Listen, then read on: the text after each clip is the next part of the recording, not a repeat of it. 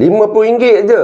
Harga yang nampak macam syurga yang bagi dekat korang ni, tapi sebenarnya perangkap maut untuk aircon korang. Okey, ramai yang DM saya, bang, kenapa servis aircon orang lain murah? RM50 je, abang cas mahal.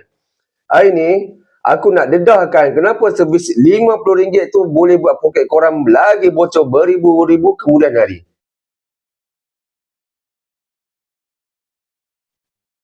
Okey, korang tengok dekat sebelah aku ni, indoor aircon ni, aku saja buka cover sikit dekat korang nak tunjuk lah. Okey, walaupun aku dah buat banyak video pasal cara nak buka cover indoor ni, tapi masih lagi tak ramai yang tak boleh buat. Sebab apa?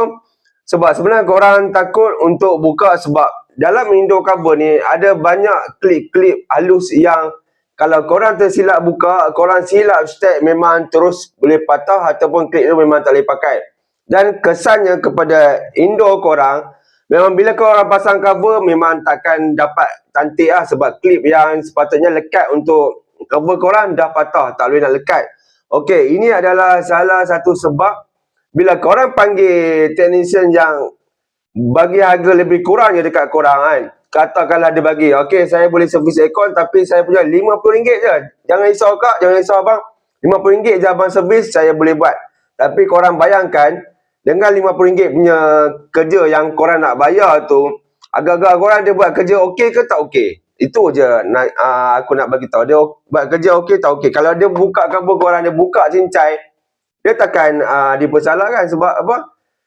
RM50 je. Korang imagine lah kan, RM50 punya kerja, buka cover ni memang kerja dengan kalut lah. Memang dia tak kerja dengan baik lah.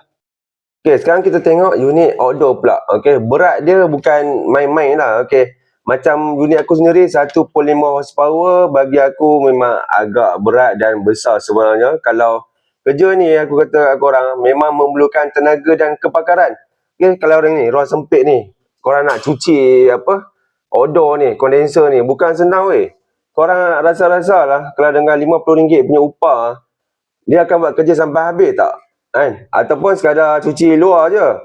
Mereka memang bagi aku kalau upah RM50 ni sekadar melepaskan batuk dekat tangga je. Okey, dan yang paling penting, okey, abang-abang aircon dekat luar sana, risiko bekerja kat tempat tinggi ni, korang bayangkan lah, panjat okey, tangga yang lebih kurang ada 8 step ni, ataupun yang duduk kat balkoni tinggi, okey, macam dalam gambar ni, satu silap je nyawa menjadi pertaruhan bang. Okey, kami juruteknik profesional mempertaruhkan nyawa dan kesihatan tulang belakang untuk pastikan aircon hampa semua sejuk balik macam biasa. Okey, korang bayangkanlah, harga RM50 langsung tak setimpal. Memang langsung tak setimpal lah dengan risiko yang kami nak ambil. Okey, kami nak panjat tangga tinggi-tinggi. Okey, lepas tu nak pergi servis outdoor korang tu dengan RM50. Korang boleh bayangkan, aku tak dapat bayangkan macam mana technician aircon yang nak ambil upah RM50 je kat Ampor tu, nak panjat tangga tinggi-tinggi ni nak buat kerja tu. Korang boleh fikir lah kan. Okey, saya bukan nak burukkan sesiapa, cuma saya nak korang semua faham. Okey, servis aircon bukan kos, tapi pelaburan untuk jimatkan bil elektrik korang sendiri. Okey, bila aircon korang tak bersih, penuh ngabuk, lepas tu korang nak jimat bil elektrik, memang tak lah kan. Sebab tu ni dipanggil pelaburan. Dan benda ni nak elakkan daripada kerosakan besar daripada korang duk biar kan. Jadi lepas ni, korang boleh pilih lah. Korang nak jimat RM50 sekarang, atau korang nak tanggung kos baiki beribu kemudian hari nanti. Okay? Korang boleh fikirkan lah. Okay? Korang boleh komen pendapat korang kat bawah, dan jangan lupa subscribe channel aku Kuri Botak untuk tip jujur yang lain macam ni juga. Okay, jumpa lagi di next video. Assalamualaikum.